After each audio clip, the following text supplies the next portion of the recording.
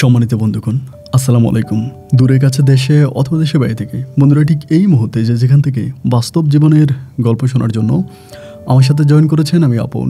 আর যে আপন জীবনের গল্পের 961তম পর্বে আপনাকে বরাবরের মতো স্বাগতম জানাচ্ছি। বন্ধুগণ, আজ আমি আপনাকে শোনাবো বন্দনগরী চট্টগ্রামের ভাই মোহাম্মদ হাফেজ হাবিবুল্লাহর জীবনের হৃদয় কাঁপানো চরম ভয়ঙ্কর এক বাস্তব জীবন কাহিনী। বন্ধুরা, আজকের গল্পের টাইটেল যে 300 পরীকে, আই রিপিট, যে 300 পরীকে বিয়ে করে এক কোরআনে হাফেজ। আমি আমার জীবন দশায় শুনেছিলাম শুধুমাত্র একজন লোক, যার নাম হচ্ছে হজরত সুলাইমান আলাইহিসসালাম। তিনি শুধুমাত্র জিন জাতি বা পরী জাতিকে বিয়ে করতে পেরেছে। তিনি পরীকে বিয়ে করেছে বা জিনকে বিয়ে করেছে। এরপর থেকে জীবনের গল্পের অনুষ্ঠানটাতে আমি মাঝে মাঝে অনেক ধরনের তান্ত্রিক বা অনেকেই এই ধরনের গল্পগুলো পাঠায় এবং আমি গল্পগুলো পড়ি, প্রচারও করি। আমি আদত জানি না যে ওনাদের এই গল্পগুলো কতটুকু যৌক্তিকতা আছে। তবে তান্ত্রিকটা অনেক কিছু করতে পারে, তাদের তন্ত্র মন্ত্র দিয়ে অনেক সময় জিনকে হাজির করতে পারে এবং বিভিন্ন জিনকে বা পরীকে বিভিন্ন কাজ করানোর জন্য তারা বাধ্য করে। এবং আজকের যে গল্পটা, এই গল্পটাও একটা তান্ত্রিকেরই গল্পটা যারা খোনার আছেন, কবিরাজ আছেন, তাদের জন্য আজকের এই গল্পটা একটা বড় মেসেজ হয়ে দাঁড়াবে। গল্পের টাইটেলটা আমি আবার বলি যে 300 পরীকে বিয়ে করে এক কোরআনে হাফেজ। আশা করব শুরু থেকে শেষ পর্যন্ত গল্প জুড়ে আপনারা আমার সাথেই থাকবেন এবং গল্প শেষে আমাদের চট্টগ্রামের ভাই মাওলানা হাফেজ হাবিবুল্লাহকে আপনার মতো করে একটা মন্তব্য কমেন্ট বক্সে লিখবেন। ধন্যবাদ সবাইকে। সম্মানিত বন্ধুগণ, আসসালামু আলাইকুম। আমার নাম মোহাম্মদ হাফিজুল্লাহ, আমার নাম মোহাম্মদ হাবিবুল্লাহ, আমার বাড়ি বন্দনগরী, চট্টগ্রাম। বন্ধুগণ, আমি আমার জীবনের গল্পটা শুরু করার শুরুতে আপনাদেরকে আমার পরিবারের বিষয়ে জানিয়ে রাখি। আমার পরিবারে আমি আছি, আমার বাবা আছে, মা আছে, তাছাড়া রয়েছে আমার দাদা দাদি সহ আমার বড় 4টা ভাই আর ছোট 2টা বোন। আমরা টোটাল 5 ভাই 2 বোন। আমাদের পরিবারটা চট্টগ্রাম শহর থেকে অনেক দূরের কোনো এক পাহাড় ঘেঁষা ছোট্ট গ্রামের এক উচ্চ মধ্যবিত্ত পরিবার। আমার বাবা পেশায় একজন কবিরাজ কিংবা খোনার। আমার বাবা এত বড় একজন কবিরাজ যে বাংলাদেশ নয়, বাংলাদেশের বাইরে থেকে পর্যন্ত অনেক মানুষ আসে আমার বাবার কাছে চিকিৎসা নেওয়ার জন্য।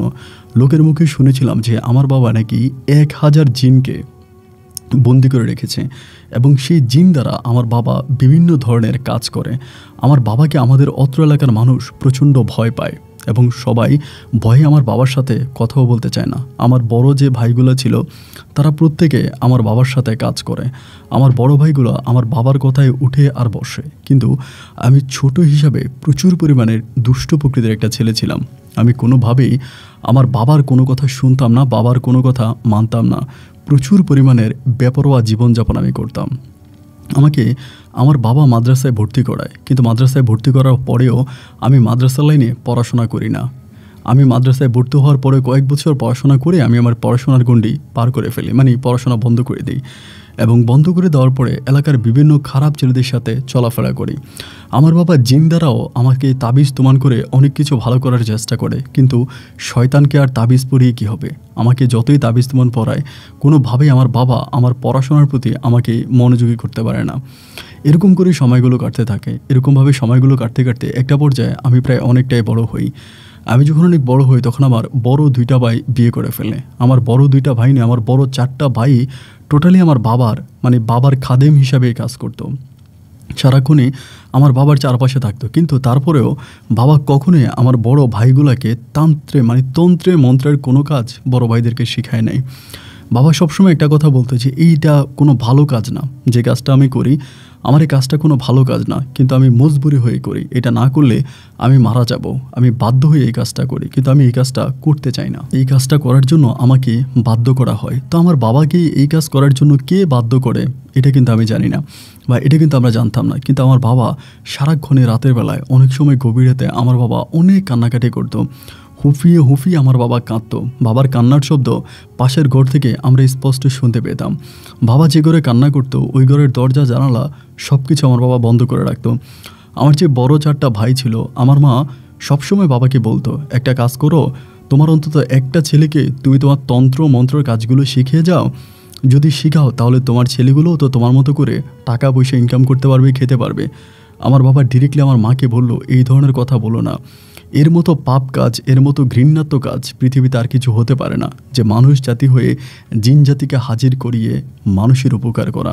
এটা আসলে কোনোভাবেই বৈধতা নাই। আমার মা একবার রাগ করে আমার বাবাকে বলে যে তুমি তো বিয়ে করার আগ থেকে, আমাকে বিয়ের আগ থেকেই তুমি এই ধরনের কাজই করো।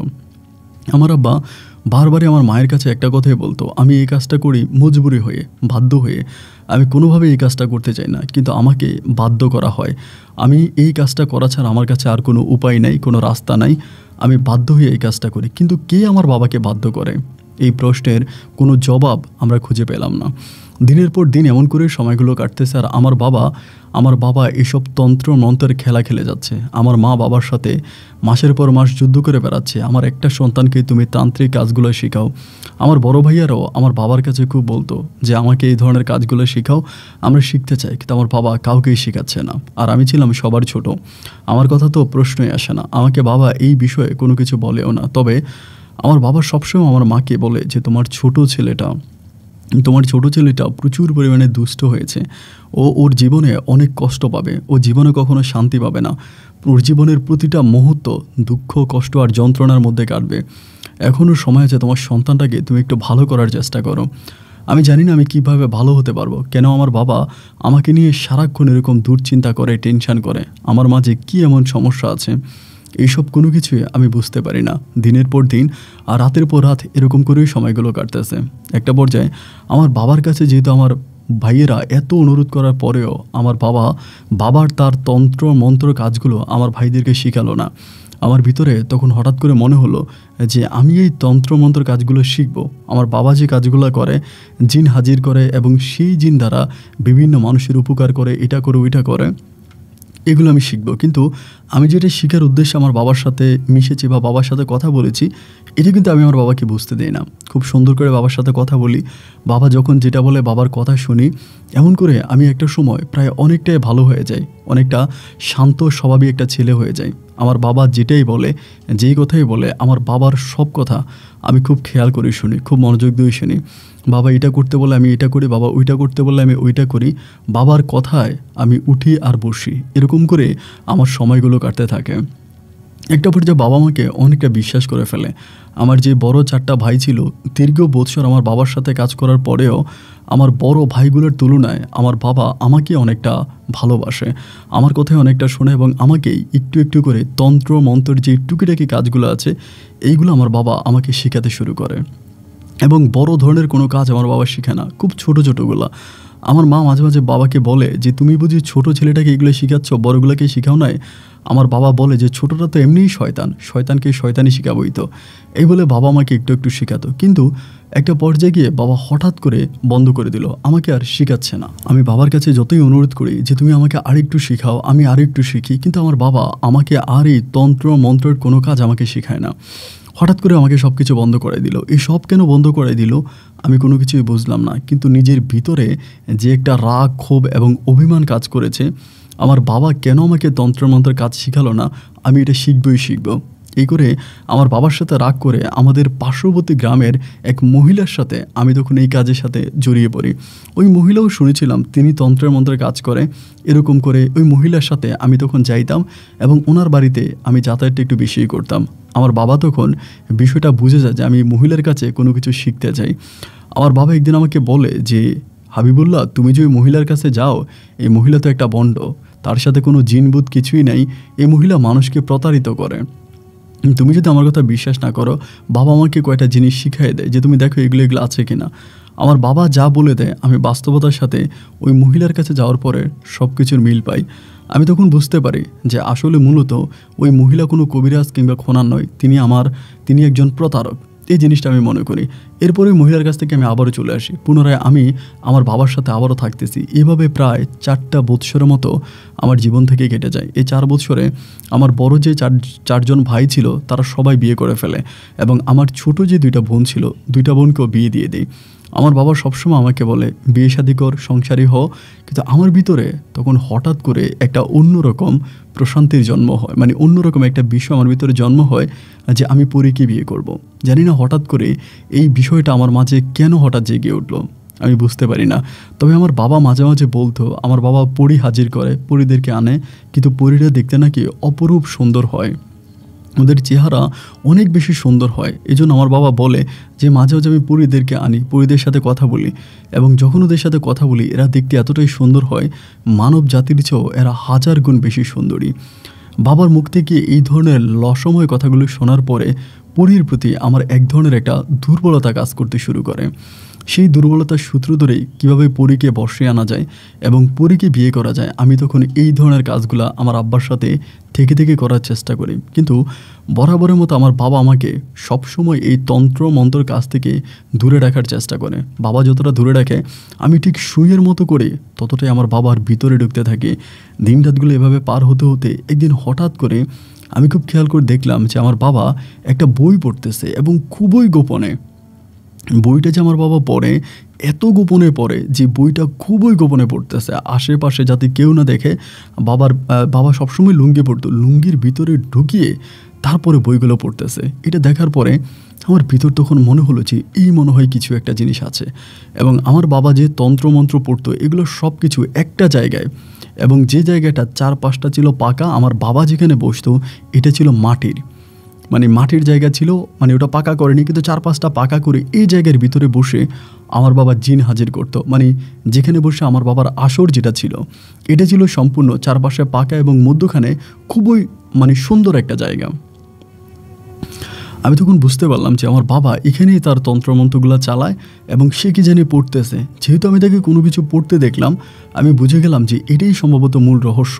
এরই মাঝেই কিছু না কিছু লুকিয়ে আছে যেটা পড়ে আমার বাবা জিন হাজির করে। এই বিষয়টা আমার কাছে মনে হলো, কিন্তু আমার বাবা কি পড়লো এটা আমি তখন হন্য হয়ে খুঁজে বেড়াচ্ছি। আমার বাবার বইপত্রগুলো যেখানে রাখার সব জায়গায় আমি খুঁজে বেড়াইছি, কিন্তু এই বইটা আমি আর খুঁজে পেলাম না যে বাবা কি পড়লো একটু। এবং বাবা কিছুটা বুঝতেও পারছে যে আমি কিছুটা খেয়াল করেছি, এটা বাবা বুঝে গেছে। এবং বুঝে যাওয়ার পরে বাবা তখন মানে জিনিসটা কোথায় জানি লুকাইছে।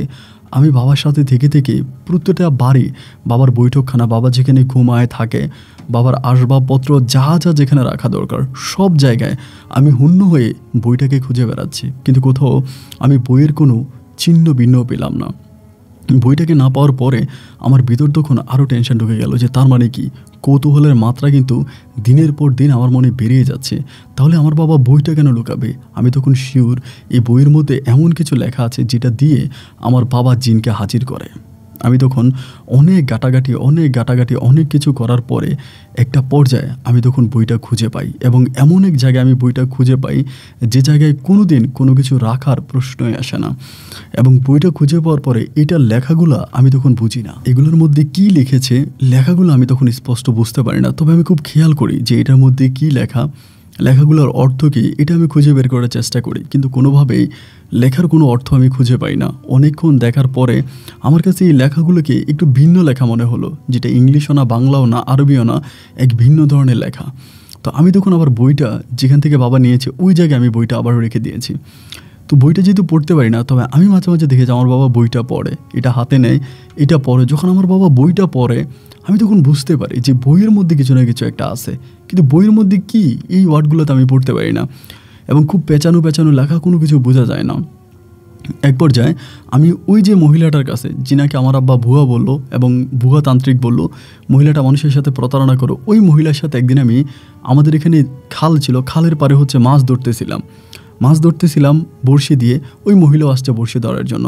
তো মহিলা আমারে বলে, কিরে হাবিবুল্লাহ, তুই 2-3 দিন আমার কাছে গেলি, তুই নাকি তন্ত্রমন্ত্র শিখবি, এরপরে যে আর গেলি না, আগে গিয়া তো তোর বাবার সম্বন্ধে অনেক বদনাম করলি, তোর বাবা এই, তোর বাবার সেই, এখন তো আবার সেই তোর বাবার সাথেই কাজ করতেছিস। আমি তখন মহিলারে বললাম, দেখেন আপনার একটা কথা বলি, একটা বিষয় নিয়ে আমি খুব চিন্তিত, এই বিষয়টা আপনার সাথে একটু শেয়ার করব। আমার বলে, হ্যাঁ কি বলবি তুই বল না। আমি বললাম, আমার বাবার মাঝে, আমার বাবার ঘরে আমি একটা বই দেখতে পাই, বইটা মনে হয় কলম দিয়ে বা কলম দিয়ে লেখা। আমার বাবা ওই বইটা মাঝে মাঝে পড়ে, এবং বাবা যখন বইটা পড়ে খুব গোপনে আশেপাশে ভালো করে তাকিয়ে দেখে কোনো মানুষ আছে কি না, এরপরে গোপনে লুঙ্গির ভিতরে ঢুকিয়ে আমার বাবা বইটা পড়ে। আমি খুব খোঁজাখুঁজি করার পরে একটা সময় বইটা খুঁজে পেলাম, এবং বইটা যখন খুঁজে পেলাম আমি নিজেও ওই বইটা পড়তে শুরু করি, কিন্তু বইটা পৃষ্ঠার পর পৃষ্ঠা পড়ার পরেও আমি বইয়ের কোনো অর্থ খুঁজে পাই না। আমি জানি না যে এই বইটার অর্থ কী, কেন আমার বাবা এটা পড়ে এবং এটার কোনো ওয়ার্ডও আমি বুঝতে পারি না। মহিলা তখন আমাকে বলে, বইটাকে আমাকে একটু দেখাতে পারবি? আমি বললাম যে না, বইটা আমি আপনাকে দেখাইতে পারবো না, কারণ এই বইটা আমার বাবা খুব যত্ন করে রাখে। তিনি আমাকে বলে, আমি যদি বইটা দেখি আমি কিন্তু বইটা পড়তে পারবো। আমি বললাম যে কী বলেন, আপনি বইটা পড়তে পারবেন? উনি আমাকে বলে হ্যাঁ, আর এই পড়াটা আমি তোকে শিখিয়ে দিতে পারবো। আমি তখন বললে সত্যি পারবেন তো? উনি বলে পারবে। আমি বললাম ঠিক আছে, তাহলে আজকে রাত্রে আমি বইটা নিয়ে আসবো। আপনি বলেন কখন আসবো? উনি বলে রাতে তুই যখনই আসিস তখনই বইটা নিয়ে আসিস, কোনো সমস্যা নাই। বইটা আনলে আমি বইটা পড়ে তারপর তোকে বলে দিব। মহিলার সাথে মাছ ধরার পরে আমি তখন বাড়িতে ফিরে গেলাম। বাড়িতে ফিরে যাওয়ার পরে চিন্তা করতেছি কখন আব্বার কাছ থেকে বইটা নিয়ে যায়। আমার বাবা সবসময় এশার নামাজ পড়ে রাতে ঘুমায় যাইতো এবং অনেক সময় রাত্রে উঠে কান্নাকাটি করতো, কিন্তু বেশিরভাগ সময় ঘুমাইতো। তা আব্বা ওই দিনও বরাবরের মতো এশার নামাজ পড়ে খাওয়া দাওয়া শেষ করে বাবা ঘুমায় গেল। আমি তখন বাবার ওই তন্ত্রের ঘরের ভিতরে ঢুকলাম। একটা দুইটা করে বাবার ওই লুকোনো কারখানা থেকে আমি তখন বইটা খুঁজে বের করলাম। বইটা বের করার পরে গুটগুটে এক রাতের অন্ধকারে আমি তখন বইটাকে নিয়ে ওই বুড়ির বাড়ির দিকে রওনা দিলাম। যখন আমি বুড়ির বাড়ির দিকে বইটা নিয়ে রওনা দিলাম, আমি জানি না কেউ বিশ্বাস করবে কি না, আমার কাছে মনে হলো আকাশে প্রচুর মেঘ জমেছে এবং বৃষ্টি আসবে এবং এত পরিমাণের বাতাস তুফান আমার কাছ থেকে মনে হয় বইটাকে কেড়ে নিয়ে চলে যাবে। আমি অনেক কষ্টে পরে বইটাকে বুকে জড়িয়ে ধরে বুড়ির বাড়ি পর্যন্ত গেলাম। বাড়িতে যাওয়ার পরে বুড়িটায় ডাকলাম, উনি ঘুম থেকে উঠলো। আমি বললাম আমি কিন্তু বই নিয়ে আসছি। উনি বলে আয় ভিতরে আয়। আমি বই নিয়ে ভিতরে গেলাম। বুড়ি তখন বইটা পড়তে শুরু করলো এবং আমি দেখলাম তিনি খুব সুন্দর করে পড়তেছে। আমি বললাম কী ব্যাপার, আমি তো পড়তে পারি না, আপনি পড়েন কেমনে? উনি বলে এই বইটা চাইলে বাংলায়ও পড়া যায়, আবার চাইলে আরবিতেও পড়া যায়। আমি তখন বললাম কি বললেন, বাংলায় পড়া যায়? তখন তিনি করলো এই বইটাকে একটু উল্টিয়ে, মানে বইটা তো সোজা ছিল, বইটাকে উল্টায় ধরছে, ধরে বলে তো এখন পড়তে পারিস কি না? আমি দেখলাম যে হ্যাঁ, এখন মোটামুটি কিছুটা ওয়ার্ড বোঝা যায়, মানে লেখাগুলো ধরা যায়, কিন্তু সোজাভাবে ধরলে দেখা যায় না, উল্টাভাবে ধরলে মোটামুটি লেখাগুলো দেখা যায় এবং ওয়ার্ডগুলো কিছুটা হলেও বোঝা যায়। আমি তখন আস্তে আস্তে পড়তে শুরু করি। মহিলা আমাকে বলে, দেখ এই বইয়ের মধ্যে যে লেখাগুলো আছে এই লেখাগুলো পড়িস না, এটা পড়লে তোর জীবনে বিপদ নেমে আসবে। আমি বললাম ধুরো ছাই, বিপদ টিপদের কথা বাদ দেন, আপনি আমাকে দেখাই দিয়েছেন, আপনার ধন্যবাদ। এই কথা বলে আমি তখন ওই রাতে আবার বইটা নিয়ে আসতেছি এবং বইটা নিয়ে আমি যখন আসতেছি, আমার আসার পথে হঠাৎ করে রাস্তার মধ্যে পাই 10-15টা কালো কুকুর আমাকে ধরেছে এবং কুকুরগুলো দেখতে এতটাই ভয়ানক ছিল, এদের চোখগুলো জল জল করতেছিল। আমি দেখার পরে খুব ভয় পেয়ে গেছিলাম। এরপরও দোয়া দরুদ পরে আমি নিচের বুকে ফু দিয়ে কোনোভাবে বইটা নিয়ে বাড়ি পর্যন্ত আসলাম। বইটা যেখানে রাখার খুব সেখানেই বইটা রেখে দিলাম এবং সকালবেলা আমার বাবা যখন তন্ত্র পড়ার জন্য বসলো, বাবা তখন বইটা পড়লো। আমি কিন্তু ভয়ে ভয়ে ছিলাম যে বাবা বুঝে যায় কিনা, কিন্তু আমার বাবা কোনোভাবেই কোনো কিছু বুঝলো না। আমার বাবা বইটা পড়লো এবং পড়ে আবার পুনরায় এখানে রেখে দিল। এর পরের রাতে এশার নামাজ পড়ে আমার বাবা যখন ঘুমিয়ে গেল, আমি তখন বইটা হাতে নিলাম। বইটা হাতে নিয়ে আমি আমার রুমে বইটাকে নিয়ে গেলাম। নিয়ে বইটাকে উল্টিয়ে বুড়ি আমাকে যেমন করে দেখাই দিল, ঠিক তেমন করে উল্টায় আমি তখন বইটাকে পড়তে শুরু করলাম। মানে বইয়ের ভিতরে যেমন লেখা আছে তেমনই পড়তেছি। 2টা পৃষ্ঠা পড়ার পরে আমার শরীরটা তখন চমচম দিয়ে উঠলো। মানে আমার মনে হলো যেন কেউ একজন আমাকে পিছন থেকে এসে আমার শরীরে হাত দিল। আমি ঠান্ডা একটা হাতের স্পর্শ পেলাম। আমি তারপরেও মনোযোগ দিয়ে বইটা পড়তেছি। অনেকটা পড়ার পরে আমার মনের অজান্তেই আমার তখন ঘুম চলে আসে এবং আমি বইয়ের উপরেই ঘুমিয়ে পড়ি। সেই মুহূর্তে আমি স্বপ্নে দেখতে পাই এবং স্বপ্নে দেখি আমি কিছু মানুষকে ডাকতেছি, তারা আসতে পারতেছে না। তারা বলে আমাদেরকে রাস্তা দাও, রাস্তা দাও, আমি আসবো। আমি তাদের রাস্তা দিতে পারতেছি না, তারা আমার কাছে আসার জন্য খুব চেষ্টা করতেছে। এটা দেখার পর আমার ঘুম ভেঙে যায়। শেষ রাতে ঘুম ভাঙার পরে আমি তখন বইটা নিয়ে পুনরায় আবারও আমার বাবার ওখানে রেখে আসি। সকালবেলা বাবা তার তন্ত্রমন্ত্র কাজগুলো ঠিকঠাক মতোই করে। ওই দিন রাতে আমি পুনরায় আবারও ওখান থেকে বইটাকে চুরি করি এবং বইটাকে চুরি করে আমি আবারও আগের মতো করে বইটাকে পড়তে শুরু করি। বইটা হাতে পাওয়ার পরে আমার শুরু হলো বই পড়া। আমি এটা পড়তেছি, এরকম করতে করতে হঠাৎ করে আমি একটা কালো বিড়াল দেখতে পেলাম। একেবারে মেচমেচা কালো একটা বিড়াল, এটা আমার দিকে খুব ভয়ঙ্করভাবে তাকিয়ে আছে। আমি তখন বুঝতে পারলাম যে এই বিড়ালটা নর্মাল কোনো বিড়াল না এবং বইটা পড়ার পর থেকে আমার ভিতরে এক ধরনের সাহস সঞ্চয় করতে শুরু হলো। মানে আমি একটু সাহসী হলাম। ওই দিন আমি প্রায় 3 পৃষ্ঠার মতো বই পড়লাম। 3 পৃষ্ঠা বই পড়ে আমি তখন বইটাকে আবারও রাতের বেলায় বাবা যেখানে রাখতো ঠিক একই জায়গায় রেখে আমি আবারও এসে শুয়ে পড়লাম। আমি ঘুমিয়ে পড়লাম এবং ঘুমের ঘরে আমি স্বপ্নে দেখলাম যে 2-3 পাওয়ালা 3 পাওয়ালা একটা মানুষ আমার কাছে আসছে। তার 3টা পা, মাথার মধ্যে বড় বড় শিং আছে এবং চুলগুলা অনেক লম্বা টাইপের, দেখতে কিছুটা ভয়ঙ্কর মতোই মনে হলো। আমার কাছে এসে বলতেছে, হাফিজুল্লাহ তুমি যে এটা পড়ো, তুমি কি জানো এটার মানে কি? তুমি কিন্তু আমাকে ডাকতেছো, আমি কিন্তু তোমার কাছে আসবো। আমি তোমার কাছে আসলে তুমি কি আমাকে সহ্য করতে পারবা? তুমি কিন্তু আমাকে ডাকতেছো, আমি কিন্তু তোমার কাছে আসবো, আমি আসলে তুমি আমাকে সহ্য করতে পারবা? এই কথাটা 3-3 বার বলার পরে আমার তখন ঘুমটা ভেঙে গেল।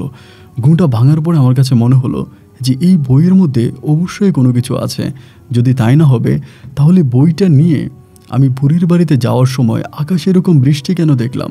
বইটা নিয়ে ফিরে আসার সময় কেন কালো কুকুর আমাকে অ্যাটাক করলো?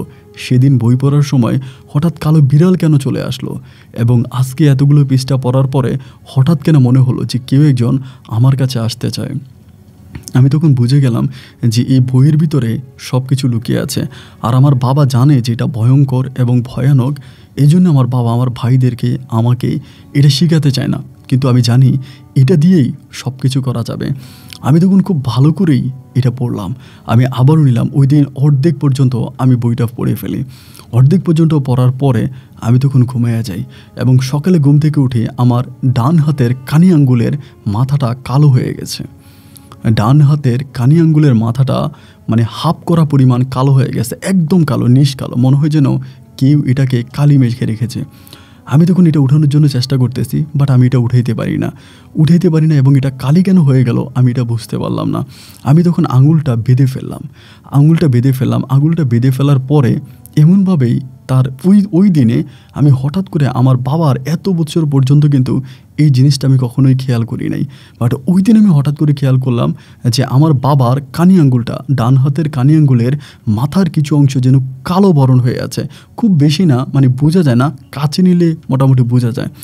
আমি তখন বুঝলাম যে আমার বাবার ডান হাতের আঙ্গুলটা কালো হয়ে আছে, আঙ্গুলে মাথাটা কালো হয়ে আছে।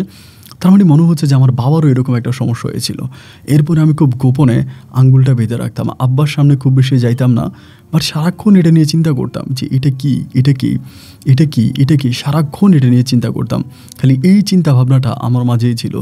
এরকম করতে করতে এই বইয়ের প্রায় 70% আমার পড়া শেষ। যেদিন 70% পড়েছি ওই দিন আমি স্পষ্ট বুঝতে পেরেছি যে কিছু একটা আমার চারপাশে ঘোরাফেরা করে, আমার আশেপাশে ঘোরাফেরা করে, আমার আশেপাশে হাঁটতেছে।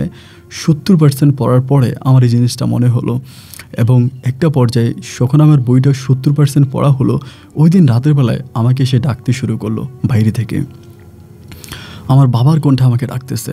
আমি তখন হঠাৎ করে চমকে উঠলাম যে আমার বাবা আমাকে ডাকতেছে। ঘটনাটা কি? বাবা আমাকে ডাকতেছে কেন? আমি তো বই যেখানে এটা সেখানে রেখে আসছি।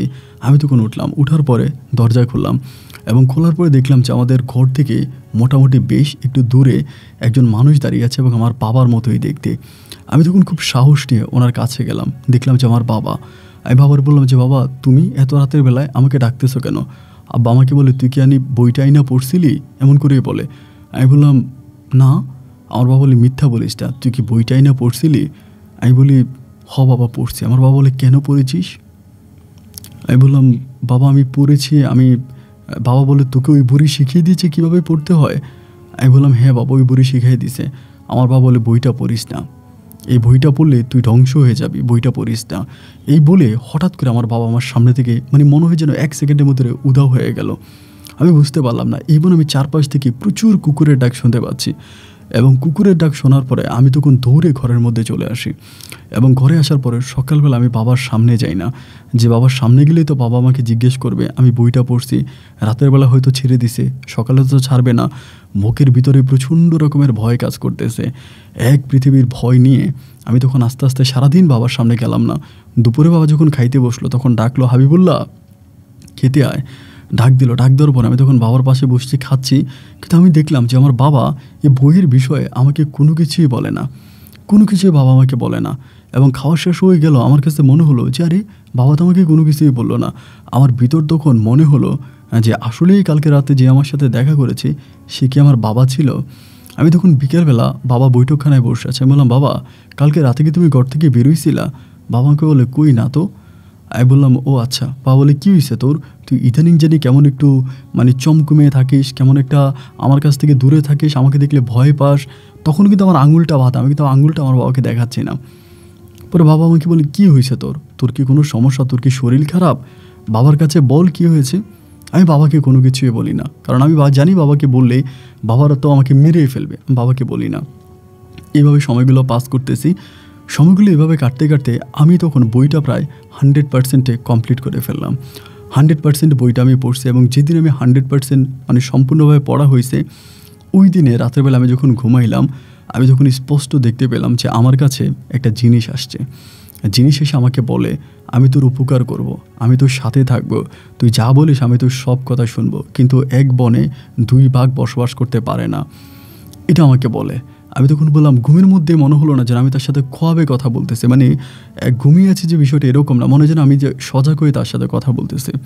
আমাকে বলে, তোর বাবা যে মাটির যে জায়গাটার মধ্যে বসে, মানে তোর বাবা যে জায়গাটার মধ্যে বসে, এই জায়গাটা খোঁড়ার পরে ভিতরে একটা মাথা পাবি, মানে এক ধরনের একটা হাড় পাবি। ওই হাড়টা ওইখান থেকে এনে আগুনে পোড়াই দিতে হবে। যদি আগুনে পোড়াই দেস তবেই তোর সাথে আমি আসবো এবং তোর মনের বাসনা আমি পূরণ করব। এটা বলার পরে এই লোকটা তখন চলে যায়। আমি তখন বুঝতে পারি যে ও মাই গড, তাহলে আমার বাবা যে তন্ত্রমন্ত্র করতো এটা সম্ভবত এখন আমার কাছে চলে আসবে। এই বিষয়টা তখন আমার কাছে মনে হলো, এবং মনে হওয়ার পরে ওই তো আমাকে বলছে যে বাবা যেখানে বসে ওই জায়গাটা তো আসলেই মাটির, এটা চারপাশটা পাকা, কিন্তু বাবা যেখানে বসে এই জায়গাটা মাটি দিয়ে মানে খুব ভালো করে গোবর দিয়ে লেপে রাখা, খুব সুন্দর জায়গা। ওইখানে আমার বাবা উপরে হচ্ছে কার্পেটের উপরে বিছনা দিয়ে তারপর আমার বাবা বসে। তো এর পরের রাতে এই জিনিসটা আমার কাছে আবারও আসলো। আমার কাছে এসে আমাকে সে একই কথা বলে যাচ্ছে, হাবিবুল্লাহ, আমি তোমার উপকার করতে চাই, আমি তোমার সাথে থাকতে চাই, তোমার সব কথা আমি শুনতে চাই, আমি তোমাকে তোমার সাথে থেকে তোমার উপকার করতে চাই, কিন্তু এই জিনিসটা সরানো ছাড়া আমি তোমার এখানে আসতে পারতেছি না। এটা সরাইয়ে দাও, আমি তোমার কাছে আসবো, তোমার কথা শুনবো, তোমার যত উপকার করা লাগে আমি সব কিছু করবো। এমন করে যখন আবারও বারবার আমাকে এই জিনিসটা স্বপ্নে দেখাচ্ছিল, আমার কাছে একটা পর্যায়ে মনে হলো যে মনে হয় এইটা সরাই দিলে আমিও একটা জিন পাবো, এবং সেই দিন যারা আমিও কাজ করতে পারবো। আমার বয়স কিন্তু তখন অনেক, প্রায় 20 বছরের কাছাকাছি, আমি কিন্তু ছোট না। একদিন গুটগুটে অন্ধকার রাতে আমার বাবা যখন ঘুমিয়ে গেল, বাবা ঘুমিয়ে যাওয়ার পরে আমি প্রস্তুতি নিলাম যে আমি এটা করব, মানে এটা খনন করব। আমি প্রথমে ওখান থেকে বিছনাটা সরাইলাম ওইখানে গিয়ে, এবং বিছনাটা সরানোর পর একটা কার্পেট বিছানো ছিল, কার্পেটটা সরালাম। এরপর আমি এটা করতে শুরু করলাম। বেশি দূর যেতে হয়নি, প্রায় 1 বিঘত নিচে যাওয়ার পরেই আমি একটা হাড্ডি পেলাম। মনে হলো মাথার কোনো একটা অংশ হবে, এটা মনে হলো হাড্ডিটা সম্ভবত মাথার কোনো হাড্ডি। আমি তখন হাড্ডিটা নিলাম, নেওয়ার পরে সেই জায়গাটার মধ্যে আবারও মাটি দিয়ে এমনভাবে মাটি পিটিয়ে দিলাম যাতে আমার বাবা বুঝতে না পারে এখানে কোনো কিছু একটা হয়েছে। আর বাবা তো বুঝবেই না, কারণ এই মাটির উপরে কার্পেট আছে, কার্পেটের উপরে বিছনা। একইভাবে আমি সেই মাটির উপরে কার্পেটটা বিছিয়ে দিলাম, এবং কার্পেটটা বিছিয়ে আমি তার উপরে বিছনাটা বিছিয়ে দিলাম। এইটা নিয়েই আমি যখন বাইরে গেলাম, আবার সেই প্রচণ্ড বাতাস, এত পরিমাণের বাতাস, আমি বাতাসে টিকে থাকতে পারতেছি না, মনে হয় আমার কাছ থেকে এই জিনিসটাকে কেড়ে নিয়ে যাবে, মানে এরকম একটা মনে হচ্ছে। আমি তারপরও জিনিসটা নিয়ে সামনের দিকে হাঁটতে শুরু করলাম। আমাদের বাড়ি থেকে মোটামুটি একটুখানি দূরে যাওয়ার পরে আমি হাতে করে কেরোসিন আর নিয়ে গেছি, মানে গ্যাস লাইট নিয়ে গেছি। নিয়ে যাওয়ার পরে একটা জায়গায় নিরিবিল জায়গা পেয়ে আমি তখন এটার মধ্যে কেরোসিন তেল ঢেলে আমি আগুন লাগাই দিলাম। আগুনটা লাগিয়ে দেওয়ার পর আমি একটা চিৎকারের শব্দ শুনতে পেলাম, খুব ভয়ানক একটা চিৎকার। এরকম চিৎকারের শব্দ আমার জীবনে আমি আর কখনোই শুনিনি, এবং চিৎকারটা এতটাই বিকষ্ট ছিল যে আমার মনে আমার কানের পর্দা ফেটে যাবে। এরপরে আমি ডিরেক্টলি ঘরে চলে আসলাম, এবং ঘরে এসে যখন ঘুমাইলাম, আমার ওই দিন খুব ভালো একটা ঘুম হলো, এত ভালো ঘুম হলো। আমি সেই রাতে জিনিসটাকে আবারও দেখলাম। সে আমাকে বলল, আমাকে একটা নাম শিখিয়ে দিল যে এই নামে তুই বসে আমাকে ডাকবি, আমি তোর কাছে আসবো, তোর কথা আমি শুনবো। এই বলে আমার তখন প্রশান্তের একটা ঘুম আসলো, এবং ঘুমের মাঝেই হঠাৎ করে তখন চিৎকারের শব্দ শুনতে পাচ্ছি। মা চিৎকার করতেছে, ভাইয়েরা চিৎকার করতেছে, ভাবি চিৎকার করতেছে। এদের চিৎকার শুনে আমি তখন লাফ দিয়ে ঘুম থেকে উঠলাম। উঠেই আমি বাবার ওইখানে, মানে বাবার বৈঠকখানার দিকে চিৎকারের শব্দটা শোনা যাচ্ছে। আমি দৌড়ে আমার বাবার বৈঠকখানার ওখানে গেলাম, কিন্তু বৈঠকখানার ওখানে যাওয়ার পরে দেখতেছি আমার বাবা শুয়ে আছে, আমার বাবার মুখ থেকে রক্ত বেরোচ্ছে, এবং হাত পাগুলো চিরাচিরি করতেছে। আমরা মুহূর্তের মধ্যে ব্যান গাড়ি নিয়ে আসলো বড় ভাইয়া, বাবাকে ব্যানে উঠাতে আমার বাবা এর মধ্যে আমার মায়ের হাতটা চেপে ধরে বললো, আমাকে আর নিও না, আমাকে আর নিও না, আমার ছোটো ছেলেটার দিকে খেয়াল রাখো, আমার ছোটো হাবিবুল্লার দিকে খেয়াল রাখো, আমার হাবিবুল্লাহকে মেরে ফেলবে, আমার হাবিবুল্লার দিকে খেয়াল রাখো। এই কথাটা বলতেছে আমার বাবা, আর বাবারে ব্যান গাড়িতে উঠাইছে এবং ব্যান গাড়িতে উঠিয়ে বেশ দূর নিয়ে যাওয়ার পরেই হঠাৎ করে আমার বাবার মাঝপথে আমার বাবা মারা গেল। খবর পেলাম যে মাঝপথে হসপিটালে নিয়ে যাওয়ার পথে আমার বাবা মধ্যপথে মারা গেল। এটা খবর আসলো, আমাদের কাছে খবর পাঠাইলো এবং এটা খবর শোনার পরে আমার তখন নিজেকে এত বেশি অপরাধী মনে হলো। আমি তখন বুঝতে পারলাম যে মনে হয় ওই মাথাটা উঠিয়ে পুড়িয়ে ফেলার কারণেই সম্ভবত এরকম কোনো একটা ঘটনা ঘটলো। কিন্তু অবাক করা বিষয় হচ্ছে আমি তো ওই মাথার খুলির মধ্যে জাস্ট আগুন লাগিয়েছিলাম, কিন্তু এটা তো পুড়ে যায়নি, এটা তো একটা হাড্ডি, এটা তো পুড়বে না। আমি তখন বাবার মৃত্যুর খবর শুনে আমি দৌড়িয়ে ওই জায়গাটার মধ্যে গেলাম যেখানে আমি এই মাথাটার মধ্যে আগুন লাগিয়েছিলাম। কিন্তু অবাক করা বিষয় হচ্ছে আমি যাওয়ার পরে ওই মাথাটা ওখানে আর পেলাম না, কিন্তু এই পুরো জায়গা মানে 2-3 হাত জায়গা একদম পুরে অঙ্গার হয়ে আছে, একদম কালো হয়ে আছে, এত পরিমাণের কালো যে মনে হয় এখানে পেট্রোল ঢেলে আগুন জ্বালা হয়েছে, মানে এরকম কালো হয়ে আছে। তো আমি ওর মাথার খুনি টেকার পেলাম না। আমি তখন কান্না করতে করতে বাড়ির দিকে আসতেছি। একটা পর্যায়ে তখন আমার আব্বা লাশ বাড়িতে আনা হলো, ব্যানগাড়ি করে লাশ বাড়িতে আনা হলো এবং দূর দূরান্ত থেকে মানুষজন, কবিরাজ মারা গেছে, কবিরাজের জন্য দূর দূরান্ত থেকে মানুষ আসবে। তো আমার মা একটা কথা আমার বাবাকে, আমার মা আর আমার বাবা আমার মাকে একটা কথা বলে গেছিলো যে দেখো আমি যদি কখনো মারা যাই 4 ঘন্টার মধ্যে আমাকে মাটি দিয়ে দিবা। এটা আমার বাবা আমার মাকে ওসিয়ত করে বলে গেছে, আমি যদি মারা যাই 4 ঘন্টার মধ্যে আমাকে মাটি দিবা এবং আমার মৃত্যুতে যত পারো কম লোকজনকে, মানে কম সংখ্যক মানুষ দিয়ে আমার জানাজা পড়াবা, বেশি মানুষ দিয়ে আমার জানাজা পড়াইও না, এবং 4 ঘন্টার মধ্যে আমার দাফন কাফন শেষ করে ফেলবা। তো বাবার লাশ বাড়িতে আনা মাত্রই আমার মা তখন আমার বড় ভাইয়েরে বলল যে দেখ এই ঘটনা তোর বাবা তো এটা বলে গেছে, তাহলে এখনই তো তোর বাবা লাশ দাফন করতে হবে, আর বাইরে মাইকিংয়ের দরকার নাই। মানে দেখা গেল যে একটা মানুষ মারা গেলে ওই সময় মাইকিং করা হতো, কিন্তু আমার বাবা এত বড় মাপের একজন মানুষ ছিল, এত বড় মাপের একজন খোনার কবিরাজ ছিল, কিন্তু এরপরেও আমার বাবা মারা যাওয়ার পরে কোনো রকমের মাইকিং করা হয়নি, এলাকাতে কোনো মাইকিং করা হয়নি। এবং 4 ঘন্টার মধ্যেই দিনের আলোতে আমার বাবাকে তখন আমরা দাফন করে ফেলি। দূর দূরান্ত থেকে আমাদের মেহমানগুলো আসতেছিল এবং সবাই এসে আমার আম্মাকে বকাবাদ্য করলো, গালাগালি করলো যে কেন মাটি দিলান, আমরা তো দেখলাম না, আমাদের তো দেখার ইচ্ছা ছিল। তো আমার আম্মা একটা কথাই বললো, উনি আমাকে আগেই ওসিয়ত করে গেছে, উনি যদি মারা যায় তাহলে 4 ঘন্টার মধ্যে আমরা যেন ওনার লাশটা দাফন করে ফেলি। তো 4 ঘন্টার মধ্যে ওনাকে দাফন করা হয়েছে, সুতরাং আমি আর কিছু করার ছিল না। তো সবাই এসে আমার আব্বার বাবার কবরের কাছে কান্নাকাটি করতেছে, কিন্তু আমার ভিতরে তো বিষয়টা আমি কোনোভাবেই নিজের মনটাকে সরাইতে পারতেছি না। আমি মাকে জিজ্ঞেস করলাম যে মা কি হয়েছিল বলো তো। আমার মায়ের মুখ থেকে আমি শুনতে পেলাম বাবা নাকি প্রতিদিনের মতো সকালবেলা ফজরের নামাজ শেষ করে নাস্তা করে ওখানে গেছে মানে বসার জন্য। সাথে আমার মানে 3 নাম্বার যে ভাইটা ছিল, আমার বড় যে ভাইটা ছিল, ওই ভাই নাকি ওখানে ছিল। এবং যাওয়ার পরে আমার বাবা নাকি ওইখানে বসেই নাকি মানে বসে আমার বাবা তন্ত্রমন্ত্র পড়তেছে, এবং তন্ত্রমন্ত্র পড়ার মধ্যে আমার বাবা হঠাৎ করে নাকি কাঁপতে শুরু হয়েছে এবং কাঁপাকাঁপি করার একটা পর্যায়ে মনে হলো, আমার মা বললো, আমি দৌড়িয়ে গিয়ে যেটা দেখলাম যে মনে হলো উপর থেকে কেউ একজন ওনাকে চেপে ধরে মাটির নিচে ঢুকাই ফেলতেছে। এটুকুনের ভিতর ওনার মুখ থেকে রক্ত বেরিয়ে গেলো। আমরা গিয়ে ধরলাম, আমরা ধরার পরে উনি শুয়ে গেল এবং শোয়ার পরেই তো চিৎকার দিলাম, তো তুই তো তখন আসলেই। আমি তখন তো জানি যে আমি কি করেছি, কিন্তু এই কথা আমি তো আমার মাকে বলতে পারি না, আমার বাবাকে তো বাবা চলেই গেল, ভাইদেরকেও তো বলতে পারি না। নিজের মনের ভিতরে এক পৃথিবী কষ্ট তখন জমা হলো, কি এমন করতে গেলাম আমি, এবং কেন আমার বাবা মারা গেল।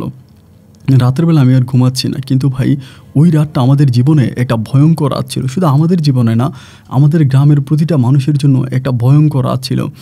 মানে প্রতিটা রাত তো মনে করেন 12 ঘন্টায় শেষ হয়ে যায়, কিন্তু আমার কাছে মনে হলো এই রাত শেষ হচ্ছে না।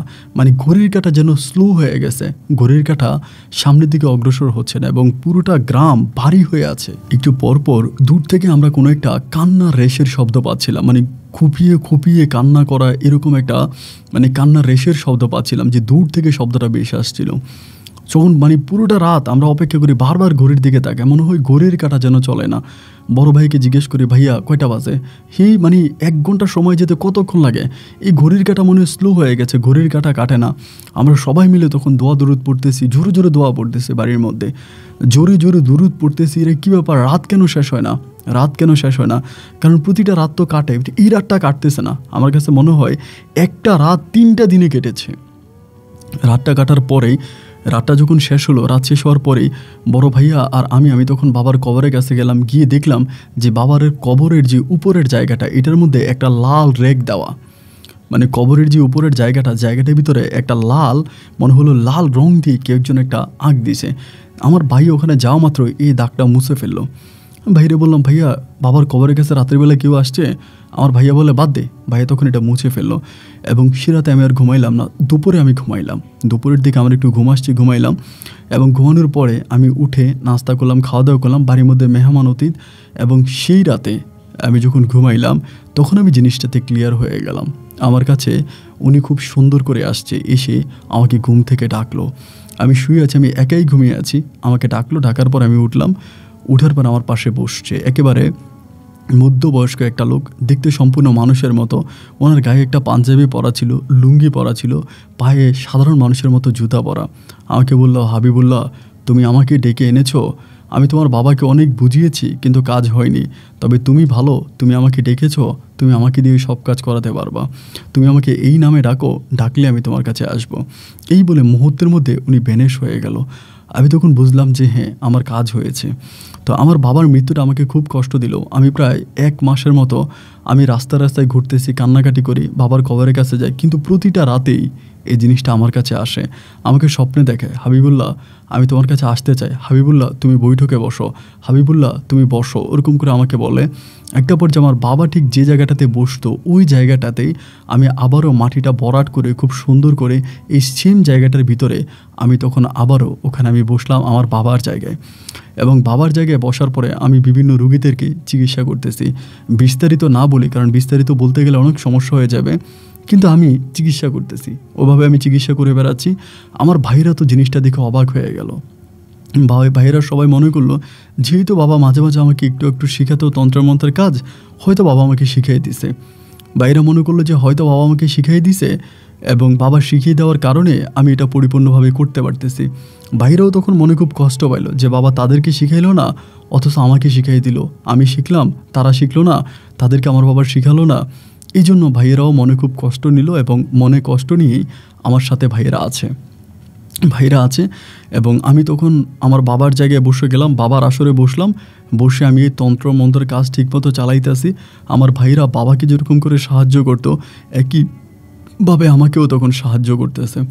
এমন করে প্রায় দীর্ঘ 4টা বছর আমার জীবন থেকে কেটে গেল। আমার বয়স তখন প্রায় 29 বছরের কাছাকাছি, 28-29 বছরের কাছাকাছি। আমার দাড়ি চুল সব কিছু পাকা শুরু হয়েছে, কিন্তু আমার ভাইরা আমারে বারবার বলে যে হাবিবুল্লাহ বিয়ে কর, হাবিবুল্লাহ বিয়ে কর। আমার মা আমাকে বিয়ের জন্য প্রেশার দিচ্ছে। তো ওই সময় হঠাৎ করে আমার বড় যে মামা ছিল, আমার বড় মামা থাকতো হচ্ছে চট্টগ্রাম শহরে, এবং বড় মামার একজন মেয়ে আছে, নাম হচ্ছে ফারজানাকে নিয়ে বড় মামা আমাদের বাড়িতে বেড়াইতে আসছে। বড় মামা কিন্তু আমাদেরকে খুব একটা পছন্দ করে না, আমাদের বাড়িতে খুব একটা আসে না। এই যে আমরা জিন ভূতের কাজ করে, আমার বাবা কবিরাজি করে, বড় মামা একজন অ্যাডভোকেট, উকিল মানুষ, তো মামা এগুলো পছন্দ করে না। সবসময় মাকে বলতো যে এমন একটা লোকের কাছে বাবা তোকে বিয়ে দিল, 24টা ঘন্টা জিন ভূত নিয়ে তোর সময় কাটে। এইভাবে মাকে আমার বড় মামা খুব বকাও দিত যাতে আমার মা বাবার ঘর থেকে চলে যেত। এবং ভাবার পরে আমি এই জায়গাটাতে বসলাম। এজন্য বড় মামা আমাকেও প্রচণ্ড ঘৃণার চোখে দেখে, আমার সাথেও খুব বেশি একটা কথা বলে না, আমার সাথেও খুব বেশি একটা মিশে না। তখন বড় মামার মেয়ে যে ছিল ফারজানা, এই ফারজানাকে আমার তখন ভালো লেগে গেল, মানে আমার তখন ফারজানাকে ভালো লাগলো। এবং ভালো লাগার পরে আমার কাছে মনে হলো আমি ফারজানার সাথে একটা সম্পর্ক তৈরি করব। তো আমার বয়স তো তখন প্রায় অনেকই হয়ে গেছে।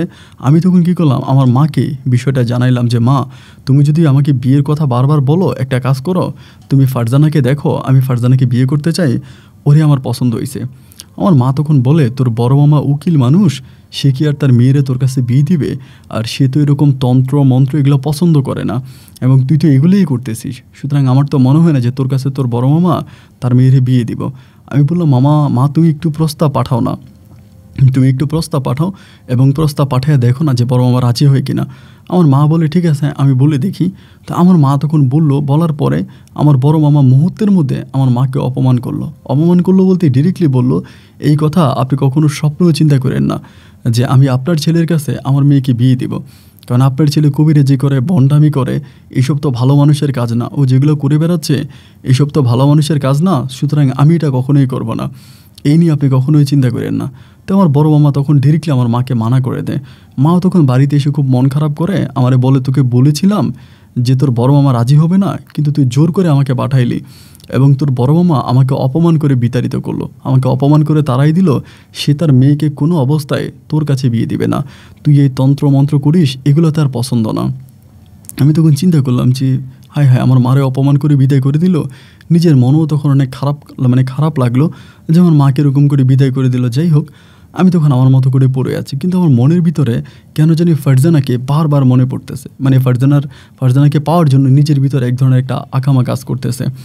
এবার আমি আমার জিনিসটাকে হাজির করলাম এবং হাজির করে তার কাছ থেকে জানতে চাইলাম। সে আমাকে গ্রিন সিগন্যাল দিল। সে আমাকে বলল সমস্যা নাই, তাকে আনা যাবে, তবে ছোট একটা কাজ করতে হবে। আমাকে একটা গাছের শিকড় দিল এবং বলল যে এই গাছের শিকড়টা শুধু তার শরীরে একটু স্পর্শ করাইতে হবে, তার শরীরে একটু লাগাইতে হবে, এরপরে বাকিটা হয়ে যাবে, আর কোনো কিছু করার প্রয়োজন নাই। এইভাবে যখন আমাকে এটা দিল, আমি তখন আমার মার এই বিষয়টা বললাম যে মা, এমন এমন ঘটনা, এটা তুমি করতে পারবা কি না? মা তখন আমাকে বলে, না, এটা কিভাবে করব? তোর মামার মেয়ে আমার একটা মাত্র ভাইজি, এটা আমার তো ভালো লাগবে না, এবং এটা তো আমার কাছে মনে হয় না যেটা আমি করতে পারবো। আমি তখন মাকে বললাম যে কেন করতে পারবা না? তোমার ভাইয়ের মেয়েকে আমি বিয়ে করতে চাই, মেয়েও দেখতে শুনতে ভালো সুন্দর, তাহলে আমি ওরে বিয়ে করব, তুমি এটা পারবা না কেন? এটা তুমি করো। আমার মা তখন আমাকে বলে, অন্য কেউ যদি হতো তাহলে এটা আমি করে ফেলতাম, অন্য কেউ হইলে করতাম, কোনো সমস্যা নাই, কিন্তু এটা আমার বংশের ভিতরে আমার ভাইয়ের মেয়ে, এটা আমি কিভাবে করব? আমি তখন বললাম, মা তুমি শুধু একটা বার এই জিনিসটা ফারজানার গায়ে লাগাও এবং তখন দেখবে যে ফারজানা কেমনি আমার জন্য পাগল হয়ে চলে আসে, মামার কিছু করার প্রয়োজন নাই। এই কথা বলার পরে আমার মারে আমি অনেক কষ্ট করে বলে কয়ে রাজি করালাম এবং মা তখন রাজি হয়ে আমারে বলল যে ঠিক আছে, আমি নিয়ে যাবো, তুই আমারে জিনিসটা দে। তো একটা একদম শুকনো গাছের ঢাল, একটু শুকনো গাছের শিকড়ের মতো জিনিসটা, এটা উনি আমাকে দিয়ে গেল একটা পলিথিনে পেঁচিয়ে। তো আমিও এটা আমার মাকে দিলাম যে মা তুমি এটা নিয়ে যাও এবং ওভাবেই জিনিসটা তুমি কাজ করো। মাকে দেওয়ার পরে মা তখন আমার নানার বাড়িতে গেল, আমার মামারা শহরেই থাকতো, শহরদের বাসায় গেল এবং বাসায় গিয়ে এটা ওকে লাগাই, ওর শরীরে স্পর্শ করালো যেমনে পারে, এবং স্পর্শ করিয়ে মা তখন বাড়িতে আসলো। এসে আমাকে বলতেছে, তুই যেমনি বললি এমনি তো করে আসছি। আমি বলি এবার অপেক্ষা করো। ঠিকই যেমনি অপেক্ষা করলো, 3 দিনের মাথায় ও থাকতো হোস্টেলে থেকে পড়তো এবং ও 3 দিনের মাথায় বাড়িতে আমাদের এখানে চলে আসছে, আমাদের বাড়িতে চলে আসছে। সকালবেলা ওকে দেখার পরে তো আমি অবাক, কিন্তু আমার ওইটা আমাকে বলেই দিছে ও আসতেছে, বলে ও রেডি হইতেছে, ও আসতেছে, এবার ঠিকই চলে আসছে। বাড়িতে আসার পরে ওর ভিতরে কোনো সেন্স নাই। আমাদের বাড়িতে আসার পরে আমার আম্মাকে বলতেছে যে ফুফু, আমি হাবিবুল্লাহকে দেখবো, হাবিবুল্লাহ কই? আমি আসছি, আমার কাছে এসে বলতেছে আমার বিয়ে করেন, আমি আপনার বিয়ে করবো। কেমন জানি ওর ভিতরে তো ও না, এটা আমি বুঝতেছি। পরে আমি আম্মাকে বললাম যে আম্মা তুমি বিয়ে পড়ানোর ব্যবস্থা করো। আম্মা আমাকে বলে, এটা কি ঠিক হবে? আমি বললাম অবশ্যই ঠিক হবে, তুমি বিয়ে পড়াও। সেদিনের মধ্যে তখন ওর সাথে আমার দুপুরে বিয়ে হয়ে গেল এবং বিয়ে হয়ে যাওয়ার পরে রাতের মধ্যে আমি ওর সাথে বাসর করে ফেললাম। এর মাঝে ওর মোবাইলে আমার মামা কিন্তু বারবার কল দিচ্ছিল, ও কিন্তু রিসিভ করে বলতেছে যে আমি হোস্টেলে আছি, এখানে আছি, ওইখানে আছি, কিন্তু সত্যটা ও বলে না। এবং না বলার পরে রাতের মধ্যে আমাদের বাসরটা হয়ে গেল। সকালের মধ্যে আমার মামার কাছে খবর চলে গেল। আমাদের কাছে যেটা আমার কাছে যেটা মনে হয় যে আমার তো ভাইয়ের বউ আছে, ভাইয়ের বউয়েরা না আমার ভাইয়েরা কি জানে আমার মামাকে বলে দেয়। সকালবেলায় মামা তখন একেবারে খুবভাবে আমাদের বাড়িতে আসছে, আইসা বকাবাদ্য করতেছে, এটা কীভাবে সম্ভব, আমার মেয়েরে নিয়ে আইসা আমার মেয়েরে বিয়ে করে ফেলছে, কীভাবে? আমার মেয়ে তো ওর কথা শুনতেই পারতো না, ওর কথা শুনলে আমার মেয়ে রেগে যেত, কিন্তু আমার মেয়ে ওকে কীভাবে বিয়ে করলো? মামা তখন বিষয়টা বুঝতে পারলো না। এবার মামা বলে আমি মামলা করবো। আমি বলি মামা দেখেন, আপনি মামলা করেন, মোকদ্দমা করেন, যাই করেন আপনি করতে পারেন, কিন্তু ফারজানা প্রাপ্তবয়স্ক, ও প্রাপ্তবয়স্ক একটা মেয়ে এবং ও জেনে শুনে বুঝে আমাকে বিয়ে করছে। সুতরাং আপনি মামলা মোকদ্দমা করলে আপনি নিজেই ফাঁসবেন, আপনি নিজেই ঠকবেন। তো এরকম মামলা মোকদ্দমা না করে আমাদের সাথে থাকেন, এটা ভালো হবে। মামা তখন বলে, কত বড় দুঃসাহস তোর হতে পারে, তুই আমার মেয়েরে বিয়ে করে নিয়ে আসছিস, তুই আমার মেয়েরে ঘরের মধ্যে আটকায় রাখছিস। খুবভাবে মামা আমার সাথে দুর্ব্যবহার করতেছে। আর যাই হোক, মামাকে কোনোভাবে বুঝিয়ে শুনিয়ে ঠান্ডা করে আমি তখন পুনরায় আবার ওর সাথে খুব ভালো করে আছি। মামার আর কোনো কিছু বুঝতে দিলাম না। মামা রাগারাগি করে চলে গেল। এরপরেও মামলা কিছু করার জন্য চেষ্টা করেছে, তাও আমি আমার তন্ত্র মন্ত্র দিয়ে মামাকে অনেক কিছু থেকে ফিরিয়ে আনছি এবং আলহামদুলিল্লাহ আমি তখন খুব ভালোভাবে ফারজানাকে নিয়ে সংসার করতেছি। এইভাবে 2 মাস কেটে গেল। ফারজানা ওর বাপের বাড়িতে যায়ও না, ওর বাবার কথা শুনতেও পারে না, মায়ের কথা শুনতেও পারে না এবং ও চিটং শহরে যাবেই না। মামা তখন কিছুটা বিষয় আন্দাজ করে ফেলে, মনে হয় কিছু না কিছু একটা হয়েছে, আমি মনে হয় কিছু না কিছু একটা করছি। এটা বলার পরে মামা তখন কী করলো, একটা কবিরাজ ধরলো এবং ওই কবিরাজের শরণাপন্ন হওয়ার পরে আমার মামা তখন আমাদের বাড়িতে আসলো। আমি জানি না যে উনি কবিরাজের শরণাপন্ন হয়েছে, আমাদের বাড়িতে আসছে।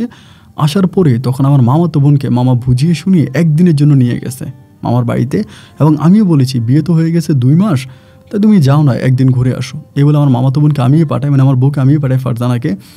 ভাই যেদিন পাঠাইছি এর পরের দিনে ফারজানা আমাকে ফোন করে প্রচণ্ড রকমের গালাগালি করতেছে, তোর নামে আমি মামলা করব, এই করব, মানে হঠাৎ করে। আমি তখন মুহূর্তের মধ্যে আমার টাকা হাজির করলাম, হাজির করে জিজ্ঞেস করলাম কেন, কী হয়েছে। জানতে পারলাম যে আমার মামা ওই কবিরাজ ধরেছে, এবং ওই কবিরাজ দিয়ে আমি যেই তন্ত্রের বান দিয়েছিলাম এটা আমার মামা কেটে ফেলেছে। এবং ফারজানা তখন নিজের জায়গায় চলে আসছে, এবং নিজের জায়গায় চলে এসে পরে সে আমার সাথে এরকম দুর্ব্যবহার করেছে, এবং সে আমার কাছে আর আসবে না। এবার আমার ভিতরে খুব খারাপ লাগতেছে, আমি আবার তন্ত্রমন্ত্র দিয়ে তারাই আনবো, মামা আবার অন্য কবিরাজ ধরে নিয়ে যাবে, এটাতে তো আমি সুফল কোনো কিছু করতে পারবো না। এইভাবে 15 দিন কেটে গেল। 15 দিন পরে একদিন আমি পায়জামা পাঞ্জাবি পরে আমার মারে নিয়ে আমি আমার মামার বাসায় গেলাম। খুবভাবে মামার বাসায় গেলাম। বাসায় যাওয়ার পরে মামাও আমাকে দেখার পরে মানে কোনো খারাপ ব্যবহার দুর্ব্যবহার কোনো কিছুই করলো না। বাসায় গেছি, আমি বললাম মামা ভালো আছো?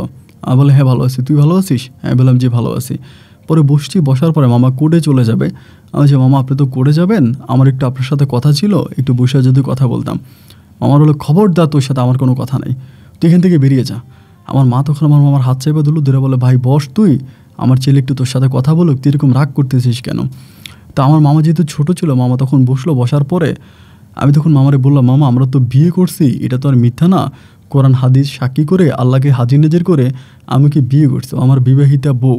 তা আমার বিবাহিতা বউকে আপনি এইভাবে আইনা তো আটকে রাখতে পারেন না। মামা তখন আমাকে বলে তুই কীভাবে বিয়ে করছিস এটা তো আমি জানি, তুই কোন মন্ত্র দিয়ে আমার মেয়ের শরীরের মধ্যে কী স্পর্শ করে তুই আমার মেয়ের নিয়ে গেছিস আমি সবই জানতে পারছি, তোর নামে আমি মামলা করব, তোর ভণ্ডামি কবিরাজগিরি আমি সব বের করব। আমার মা তখন বলছে ভাই তুই ঠান্ডা হ, আমার ছেলে তোর ছেলে তো একই কথা। আমার মামাকে তখন ঠান্ডা করলাম। মামা তখন বলে যে আমি করে যাচ্ছি, আমার জরুরি কেস আছে, তোমরা থাকো, আমি রাতে এসে তোমাদের সাথে কথা বলবো। তো আমি তখন বাসায় রয়ে গেলাম, বাসায় থেকে গেলাম। আসরের পরে মামা তখন আসছে কোর্ট থেকে। আসার সময় মাছ টাছ নিয়ে আসছে, রান্নাবান্না করছে মামা নিয়ে, আমরা খাইলাম রাতে। খাওয়ার পরে আমার মা তখন মামার সাথে বসে অনেক কথা বলতেছে। অনেক কথা বলার পরে প্রায় রাত্র 10:30টার দিকে মা তখন আমার ডাক দিল যে হাবিবুল্লাহ একটু উঠে তোর মামা তোর সাথে কথা বলবে। আমি তখন ওখান থেকে উঠে আসলাম। উঠে আসার পরে মা বলতেছে তোর মামা একটা শর্ত দিয়েছে, তুই যদি ওই শর্ত মানিস তাহলে তোর কাছে তোর মামাতো বোনরে পাঠাবে, তোর বউরে পাঠাবে, কোনো সমস্যা নাই, অন্যথায় তোর মামা কোর্টের সহযোগিতা নিয়ে ফারজানাকে তালাক করাই দিবে তোর কাছ থেকে, মানে ডিভোর্স করাই দিবে। আমি তখন বললাম আমি তো আমার মামার কথার বিপক্ষে কখনোই ছিলাম না, আমি তো মামার পক্ষে আছি, তো মামা বলুক না মামার কী হয়েছে, আমি আমার মামার কথা মানতে রাজি আছি। তো এক পর্যায়ে মামা আমারে বললো যে কথা হচ্ছে এইটা, তুই এই তন্ত্রমন্ত্র কাজ করতে পারবি না, এই কবিরাজি করতে পারবি না, এই বন্ডামি করতে পারবি না, এই বন্ডামি কবিরাজি সব ছেড়ে দিতে হবে, ভালোভাবে সৎ পথে হালাল পথে 2 টাকা ইনকাম করবি, সেটাও ভালো, হালাল পথে 2 টাকা ইনকাম করেও তুই আমার মেয়েটারে নিয়ে ভালোভাবে থাকবি, তাহলে আমার আর কোনো কিছুর প্রয়োজন নাই, আমার কোনো কিছু প্রয়োজন নাই যে তুই আমার মেয়েরে হালাল পথে মানে পথে তুই আমার মেয়েরে নিয়ে থাকবি। এখানে আরেকটা বিষয় কিন্তু অনেকেই জানতো, আমি সবার কাছে একটা বিষয় মিথ্যা বলতাম যে আমি কোরআনে হাফেজ, এটা আমি বলতাম, কিন্তু আমি মূলত কিন্তু কোরআনে হাফেজ ছিলাম না, এটা আমি বলতাম। এবং এটা বলার পিছনেও আরও অনেক ঘটনা আছে, ওই দিকে আমি না যাই। তো যাই হোক, মামা তখন যখন বললো, এবং মামাও তখন বলতেছে তুই কোরআনে হাফেজ হিসাবে আমি ওর মেয়ের তোর কাছে দিতে রাজি হয়েছি, তবে তুই এগুলো ছেড়ে দিতে হবে। ওই মিথ্যাটা বলার কারণে মামা তখন রাজি হলো। এবং একটা পর্যায়ে আমার মামাতো বোনকে 2 দিন পরে আমরা তখন আবারও আনুষ্ঠানিকভাবে ওরা আমি আনছি। আনার পরে আমার রুগী আসতো, রুগী যাই আসতে আমি মানা করে দিতাম যে না আমি আর এগুলো করবো না। এবং আমার ভিতরেও এক ধরনের একটা জিনিস কাজ করেছে যে আমি এগুলো আর করবো না, মানে এগুলো আমি ছেড়ে দিব, আমার এই জিনিসগুলোর প্রতি আমার আর কোনো রকমের আগ্রহ নাই, যে না যা হবার তা হয়েছে, অনেক বছর তো করছি এবং টাকা পয়সা অনেক ইনকাম করছে। এবং এই জিনিসটা আমার বাবাকেও কেড়ে নিছে, আমার বাবার মৃত্যুর জন্য হিসাব করলে আমিই দায়ী। তো এরপরে আর আমি এগুলো করবো না, আমার বউ ফারজানাকে নিয়ে আমি সংসার করব, সুখে থাকবো, শান্তিতে থাকবো, বউ আমাকে ভালোবাসবে, আমি আমার বউকে ভালোবাসবো, আমার ভিতরে আর এইসবের কোনো প্রয়োজন নাই। এই সমস্ত কিছু আমি তখন আমার ভিতর থেকে সম্পূর্ণ ডিলিট করে দিলাম। সম্পূর্ণ ডিলিট করে দেওয়ার পরে আমি তখন ফারজানের সাথে খুব ভালোভাবেই সংসার করতেছি। আমার এইসবের কোনো কিছু নেই, কিছু টাকা ব্যাংকে রাখলাম এবং ব্যাংকের টাকা থেকে প্রতি মাসে ইন্টারেস্ট পাচ্ছি, ওই ইন্টারেস্ট দিয়ে ভালো করেই চলতেছি, ভালোভাবেই সংসার জীবন কাটতেছে। এইভাবে মানে আমার জীবন থেকে আরও 3টা বছরের মতো কেটে গেল। কিন্তু ফারজানার ঘরে কোনো সন্তানাদি হলো না। তার বড় কারণ ফারজানা পড়াশোনা করতো, ও নিজেই সন্তান নিচ্ছে না, ভেবে নিচ্ছে না, পড়াশোনা করতো, ও তখন অনার্সে পড়তো, এই জন্য বাচ্চা কাচ্চা নিচ্ছে না। 3 বছর পরে ভাই হঠাৎ করে একটা ডেভেলপমেন্ট কোম্পানি ওরা আমার কাছে আসছে। চট্টগ্রামের সীতাকুণ্ডে ওরা একটা আপনার ট্যুরিজম বানাবে, মানে যেটা বলে যে একটা রেস্ট হাউস বানাবে একটা পাহাড়ের উপরে। ওরা পাহাড়টা কিনেছে সাকমা কোন বৌদ্ধর কাছ থেকে, এবং কেনার পরে ওরা এখানে হচ্ছে মানে একটা ট্যুরিস্ট প্লেস তৈরি করবে যেখানে ট্যুরিস্ট এসে থাকবে, এক ধরনের বিজনেস করবে। কিন্তু তাদের ওইখানে কোনো লোক দ্বারা তারা কাজ করাইতে পারতেছে না, মানে যে কোনো লোক ওইখানে কাজ করতে গেলে রাতের বেলায় প্রচুর ধরনের চিৎকারের শব্দ শুনতে পায়। চিৎকার মানে এমন ধরনের চিৎকার যে তাদেরকে কেউ এসে মারতেছে এবং কেউ এসে তাদেরকে অ্যাটাক করতেছে, মানে মাটির নিচ থেকে শব্দটা শোনা যাচ্ছে। মাটির নিচ থেকে এমন ভয়ানক শব্দটা শোনা যাচ্ছে যে মানে মানুষের আত্মনাদ বলতে ধরেন কিছু লোককে একটা ঘরের ভিতরে রেখে আগুন লাগাই দিলে লোকগুলো যেরকম করে চিৎকার করবে, রাতের বেলায় নাকি মাটির নিচ থেকে এরকম করে চিৎকার চেঁচামেচির শব্দ আসে। এরকম চিৎকার চেঁচামেচির শব্দ শোনা। ডেভেলপমেন্টের ওই কোম্পানির লোকগুলা ওই দিন আমার বাড়িতে আসছে। বাড়িতে আসার পরে আমি তাদের সাথে বসলাম। বসার পরে ইনারা বলল যে আমরা এর আগেও 2-3 জন হুজুরকে দেখাইছি, তারা কোনো কিছুই করতে পারলো না। তারা তাবিজ দিয়ে আসলো, চারপাশ বন্ধ করে আসলো, কিন্তু তাবিজ দিয়ে চারপাশ বন্ধ করে আসার পরেও এটার একই অবস্থা। এটা কোনোভাবেই ঠিক হয় না এবং এই চিৎকারের শব্দটা রাতের বেলায় শোনা যায়, যার জন্য আমার এই লোকেরা ওখানে কাজ করে না। আর এখানে যদি কাজ করে, আমরা যদি ধরেন এই একটা ট্যুরিস্ট প্লেস তৈরিও করি এবং রাতের বেলায় যদি এখানে এরকম চিৎকারের শব্দ শোনা যায়, তাহলে তো আমার কোনো গেস্ট এখানে থাকবে না, আমার কোনো গেস্ট আমি পাবো না। সুতরাং এটা বানায়ও তো লাভ নাই। পাহাড়টা আমরা অনেক টাকায় কিনেছি এবং এটাতে যাওয়ার জন্য আমরা রাস্তা করেছি, প্রায় কোটি টাকার উপরে তাদের খরচ হয়ে গেছে। তারা মেন রোড থেকে রাস্তা তৈরি করেছে ওটা পর্যন্ত, তো অনেক টাকা তাদের খরচ। এখন যদি এটা তৈরি না করতে পারে তাহলে তো সব টাকাই বৃথা। আমারে বললো আপনি যেমনে পারেন আপনি আমাদেরকে এই উপকারটা করেন, আমরা আপনাকে 20 লক্ষ টাকা দিব। 20 লাখ টাকার তাদের সাথে আমার একটা চুক্তি হলো। তো আমি তো আমার সাথে ওয়াদা করেছি যে আমি এই কাজগুলো আর করবো না, এবং আমার ব্যাংকে যে পরিমাণে টাকা আছে আমি তো ওই টাকাগুলোই বসে বসে খাচ্ছি। চিন্তা করলাম যেহেতু এটা একটা মোটা অঙ্কের অ্যামাউন্ট, মোটা অঙ্কের টাকা প্রায় 20 লাখ, তাহলে এই কাজটা আমি করতে পারি। 20 লাখ টাকা তো মন্দ না, এই টাকাটা পাইলে আমি মোটামুটি চলতে পারবো। আমি আগে জায়গাটায় গিয়ে দেখি জায়গাটার মধ্যে কী আছে। আমি তখন সেই জায়গাটার মধ্যে গেলাম, তাও রাত্র প্রায় 11:30টার দিকে। তারা আমাকে নিয়ে গেল, তারা পাহাড়ে উঠে নেয়, আমি একাই পাহাড়ে উঠলাম এবং পাহাড়ের চূড়ায় বসে, একদম পাহাড়ের চূড়ায় বসে আমি তখন আমার সাথে যেটা সেটাকে হাজির করলাম। যদিও উনি আসতে চায় না, উনি অনেক রাগ আমার উপরে, কারণ আমি এগুলো করি না কেন। একটা পর্যায়ে ওনাকে রাগটাগ ভাঙিয়ে আমি ওনাকে আনলাম। আনার পর ওনাকে বললাম যে আপনি আমাকে বলেন এখানে কি ঘটনা কি। পরে আমি জানতে পারি প্রায় 300 পুরী মিন্স হচ্ছে মানে 300 মেয়ে জিনকে এই পাহাড়টার নিচে একজন সন্ন্যাসী বহু বৎসর আগে, আজ থেকে প্রায় 1000 বৎসর আগে এটার ভিতরে বন্দি করে রেখেছে। এই যে 300 নারী ছিল, এই 300 নারী জিন জাতির মধ্যে খুব খারাপ ছিল। তারা এতটাই খারাপ ছিল যেটা বলার মতো না, জঘন্যতম খারাপ ছিল। এই খারাপ জিনগুলোকে এখানে এনে একজন সন্ন্যাসী ওখানে আটকিয়ে রেখেছে, এবং তিনি ওই সন্ন্যাসী মারা গেছে, বহু বছর আগে মারা গেছে, কিন্তু জিনগুলো এখন এখানে আটকানো আছে। এগুলোকে এখানে এই জন্য এদের আটকানো আছে। বাট এদেরকে ছেড়ে দিলে সব কিছু ঠিক হবে, কিন্তু এদেরকে ছাড়লে সমাজের অনেক ক্ষতি হবে, দেশের অনেক ক্ষতি হবে, এগুলো মানুষের অনেক ক্ষতি করবে, জায়গায় বিজায়গায় ঘুরবে এবং মানুষকে বিনষ্ট করবে, মানুষের অনেক ক্ষতি করবে। এটা আমি আমার এটার সাথে কথা বলে এবং ওই কথাটা বলি, এটা চলে যায়, আমারটা চলে গেলে পরে আমি ওনাদের কাছে আসি, এসে ওনাদেরকে বলি দেখেন আমি জানি না কাজ করতে পারবো কি না, যদি কাজ করতে পারি আপনারা আমাকে টাকাটা দিবেন তো। সাথে সাথে এক লোক আমাকে 10 লাখ টাকার চেক লিখে দিল, ওনাদের ওই গ্রুপের একজন 10 লাখ টাকার চেক লিখে দিল, বললো যে আপনি যদি আমাদেরকে বিশ্বাস না করেন আপনাকে 10 লাখ টাকা দিয়ে দিলাম, আপনি এই টাকাটা নিয়ে যান, আপনি এই টাকা উঠান, এই টাকা উঠে আপনার কাজ করেন, প্রয়োজনে আপনাকে আমি আরও 10 লাখ দিব। কাজ শেষ হওয়ার পরে আমি ওই রাতে পরে আবারও আমার ওই বৈঠকখানায় বসলাম। আমি আর বসি নাই, শুধু এই কাজটা করার জন্য বসছি। আমার টাকা আমি হাজির করলাম, ওইটা আমার কাছে আসছে। আসার পর আমি বললাম যে দেখ আমি এই কাজটা করতে চাই। সে আমাকে বললো এই কাজটা করা তো সহজ না, এটা করলে আপনার জীবনে বড় বিপদ নেমে আসবে। আমি বললাম যত বড় বিপদে আমার জীবনে নেমে আসুক আমি এটা করতে চাই, আমি এটা করব, এবং কিভাবে করব আমাকে সেই পথটা বলে দাও। আমাকে বলে এটা করতে হলে আপনি একটা সাচ্চা জিন আপনি হাজির করতে হবে, একটা সাচ্চা জিন আপনি হাজির করতে হবে, যে জিনটা যথেষ্ট ফারাজগার ভালো, যে জিনটা মানুষের ক্ষতি করে না। ওই জিন দ্বারা আপনি এই 300 পরীকে বিয়ে পড়াইতে হবে। একটা জিন 300 পরীকে বিয়ে করবে, মানে তারা যদি বিয়ে করলে তারা সংশোধিত হবে। বিয়ে ছাড়া তাদেরকে ওখান থেকে আপনি রক্ষা করতে পারবেন না, একমাত্র বিয়ে করলে তারা ওখান থেকে বেরোইতে পারবে। আমি তখন বললাম আমি এটা বুঝলাম না যে বিয়ে করলে বেরোতে পারবে এটা কেন। তিনি বলে তন্ত্রের এটাই গুণ, বিয়ে করার পরে তাদের ওই বাঁধনটা ভাঙবে, তন্ত্রটা ভাঙবে। যদি আপনি বিয়ে করান ওরা ভিতরে থাকবে, আপনি বাইরে থাকবেন, সেখান থেকে একটা জিনের সাথে বিয়েটা সম্পূর্ণ হয়ে গেলে তখন তারা ওখান থেকে বেরোতে পারবে। একটার সাথে বিয়ে হবে বেরোবে, একটার সাথে বিয়ে হবে, এভাবে 300টার সাথে আপনার এক জিন যদি একটা হয় তাতেও সমস্যা নাই, তবে 300টা মানে মেয়ে জিনের সাথে বিয়ে হলে পরে আপনি তখন মুক্তি পেয়ে যাবেন এবং তারা তখন বেরোতে পারবে।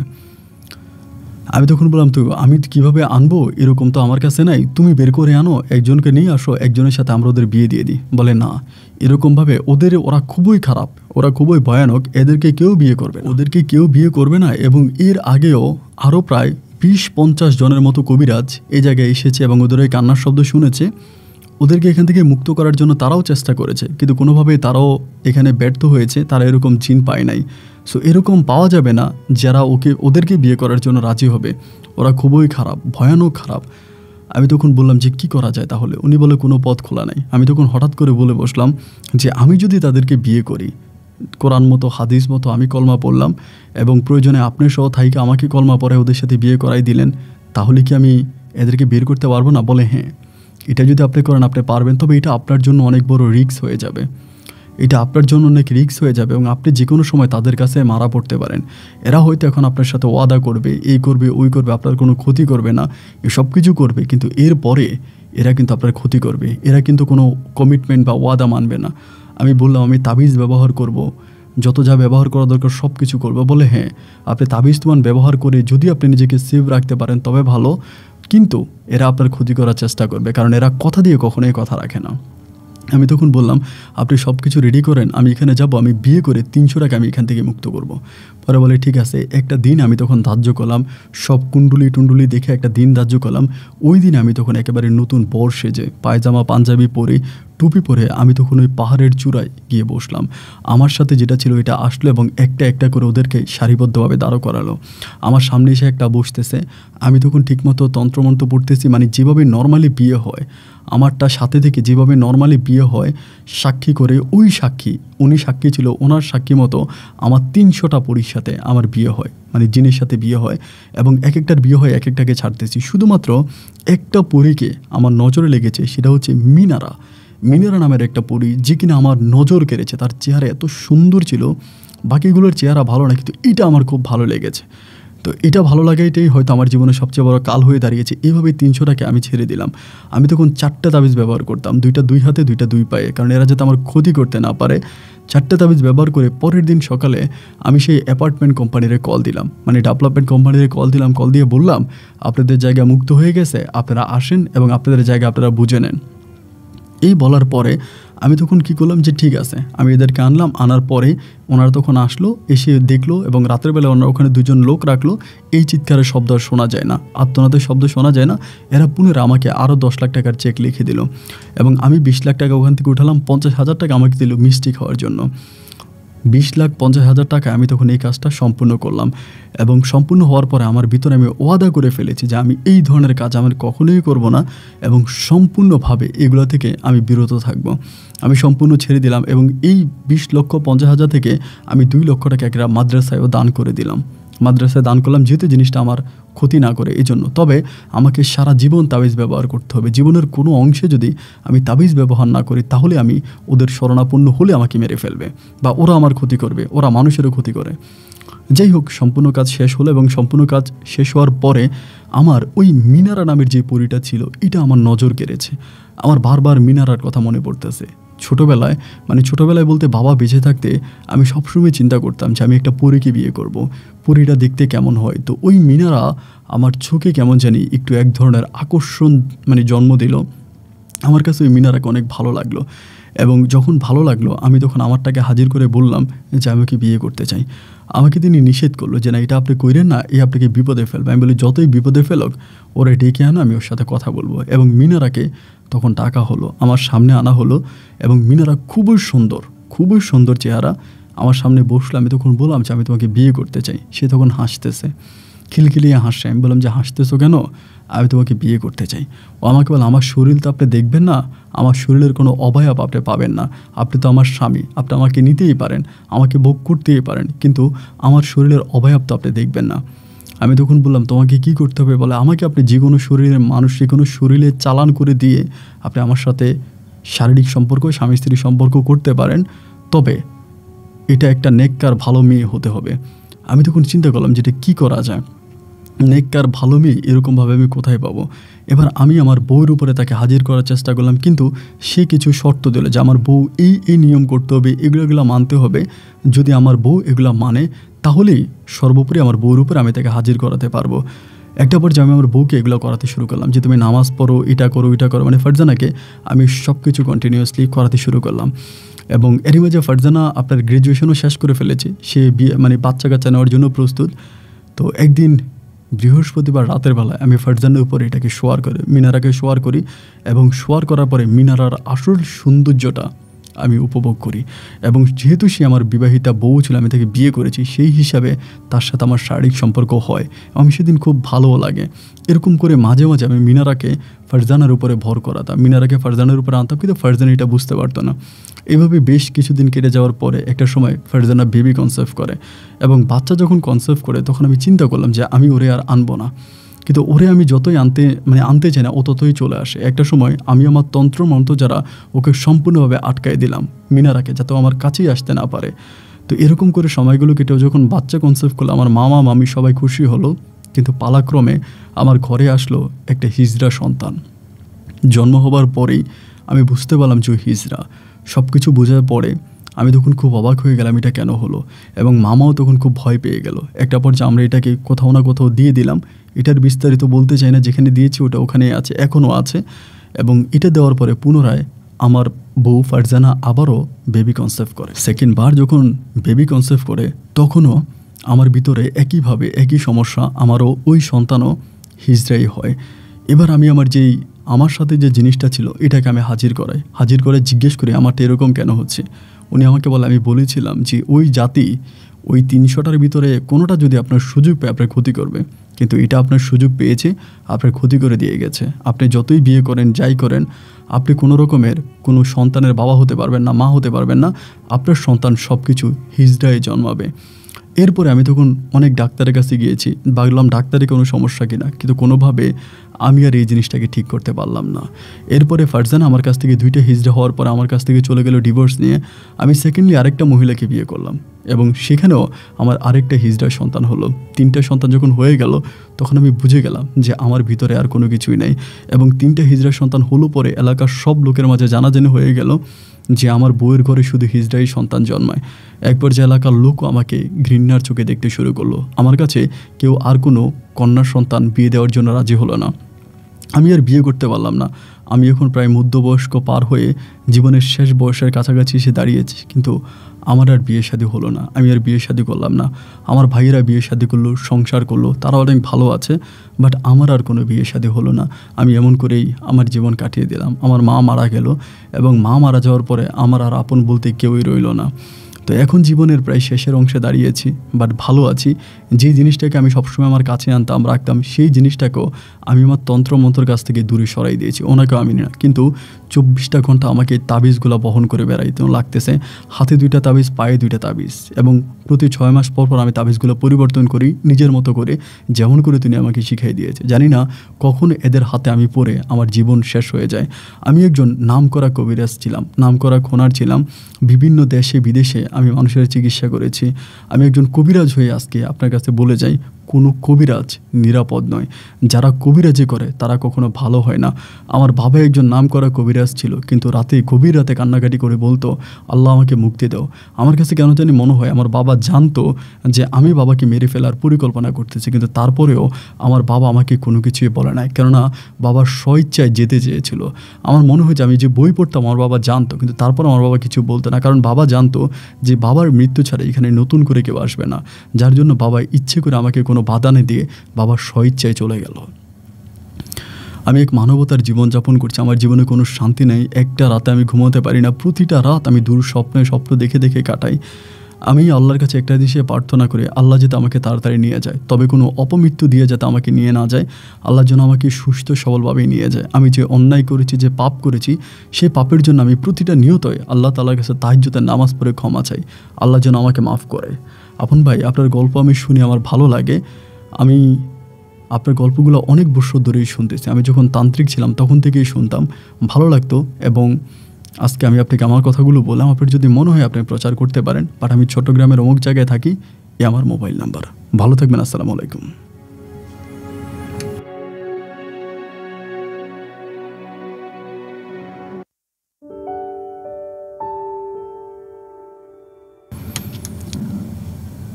বন্ধুগণ, সবাইকে অনেক বেশি ধন্যবাদ। চট্টগ্রামের ভাই হাবিবুল্লাহর জীবনের এই ভয়ঙ্কর বাস্তব গল্পটা শুরু থেকে শেষ পর্যন্ত আমার মুখে শোনার জন্য। আমি তো সবসময় কবিরাজদেরকে নিয়ে কথা বলি এবং সেজন্য আমি নিজেও অনেক বেশি প্রেশারে আছি।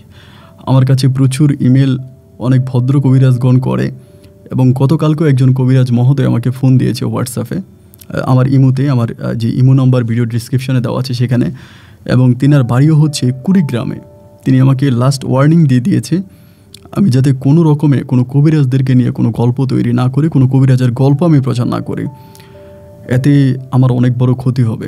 আমি জানি যারা কবিরাজি করে তাদের ভিতরে 99% ফেক, 99% হচ্ছে ভুয়া। 1% যদিও আছে, তবে 1% থাকে, 1% হয়তো সে জিন হাজির করায় করতে পারে।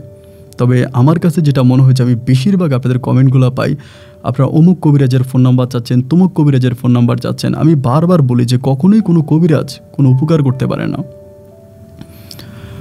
কোনো কবিরাজ কোনো মানুষের আসলেই উপকার করতে পারে না। ভালো কোনো জিনকে কোনো মানুষ হাজির করতে পারে না। হাবিবুল্লাহর সাথে যিনি ছিলেন তিনিও কিন্তু ভালো ছিলেন না। হয়তো আপনারা মনে করবেন হাবিবুল্লাহ অনেক উপকার করেছে, না, হাবিবুল্লাহ তিনি যতটুকু উপকার করেছে তার চেয়ে অনেক বেশি ক্ষতি করেছে। আমি তো গল্পর পুরোটা বলতে পারি না, কারণ পুরোটা গল্প বললে হয়তো 3 ঘন্টায় গল্প শেষ হবে না। এই জন্য অনেক কিছু আমি কেটে দিই। হাবিবুল্লাহকেও এমন সব কাজ করিয়েছে যে কাজের কথা শুনলে আপনি বমি করে দিবেন। নিজের পায়খানা পর্যন্ত হাবিবুল্লাহকে খাওয়িয়েছে শুধু ওকে সাথে রাখার জন্য। নিজের বউয়ের সাথে এমন সব কাজ করেছে, যেহেতু তার মামাতো বোন ফারজানা বিয়ে হয়েছে, এই কথাগুলো আমি প্রচার করি নাই। তো এই জন্য বলবো যে কোনো কবিরাজ আসলে ভালো হয় না। বন্ধুরা, কতটুকু বুঝতে পেরেছেন জানি না, এবং আপনাদের কোনো মন্তব্য থাকলে কমেন্ট বক্সে লিখবেন, আমি চেষ্টা করবো পরে উত্তর দেওয়ার জন্য। সবাই ভালো থাকবেন, সুস্থ থাকবেন, এই শুভকামনায় আজকের মধ্যে এখানে বিদায়। দেখা হবে অন্য দিন অন্য কারো বাস্তব জীবনের গল্প নিয়ে। আল্লাহ হাফেজ অ্যান্ড আসসালামু আলাইকুম।